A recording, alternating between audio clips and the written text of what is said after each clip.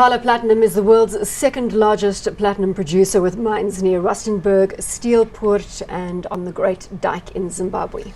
Yeah, so that's a spread of operations. Clearly the Rustenberg section with all of those multiple shafts is still the most important part, but Terence Goodlace again has done a great job stabilizing operations and sorting out some of the labour-related difficulties that tripped them up in the past. Market cap, 39.8 billion rand, price to earnings ratio of 452. Any comment from you? No, I think that's correct, but that's a very high PE. It does not pay dividends. Share price graph for context again. Also not exactly fine, but if you've only owned them since 2016, then you think you're a genius. Chris, weigh in here. Yeah, and of course this just recently replaced SAB Miller in the all-share index, if I'm not mistaken. So yeah, look, I think in terms of the operational side, Paul, I agree with you.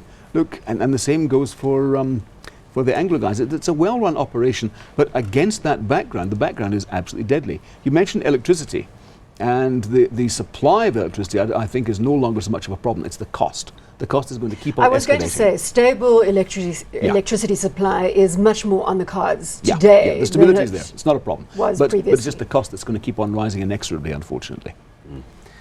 So despite their management doing all the right things, this environment is just not enough for you to get excited about. It's absolutely deadly environment. Yeah. Okay, there are a couple of bright sparks to mention here. It sounds like I'm going to be the cheerful cheese in this conversation. I can't even get a grimace out of, a positive grimace out of the Chris. Operations in Rustenberg are doing a lot better. We saw a, sorry. Did he smile? He did. There we go. The 14 decline shaft, they're busy repairing that. One shaft's back online. The operations out in the Steelpoort area, which is Marula, have done quite well, and Two Rivers is also looking good. Even in Zimbabwe, the operations there have been looking better, Mimosa and the Great Dyke area. So that's great. Also, remember, that's even with the indigenization policy. Yeah, although with Zimbabwe, I don't know, you always have to worry that they're about to introduce some new indigenization initiatives, which just undermines its value right there and then.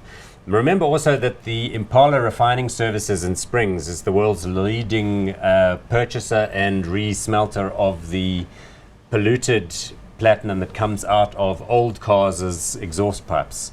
So that's part of the business as well. They get paid a toll fee for actually refining those and then sending it back to the people that manufacture the autocats. So there's quite a lot going on there. Terence Goodlace has indicated that he is going to be stepping down at a point, and I haven't heard what indications there are for who his replacement is going to be. So that's perhaps a minor a worry in terms negative. of succession. You should have your successor lined up, shouldn't you? You would have thought so. Yeah.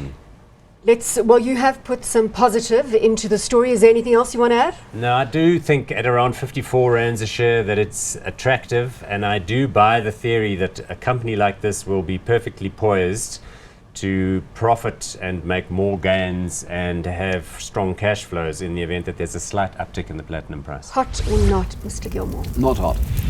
No surprise. Hot or not?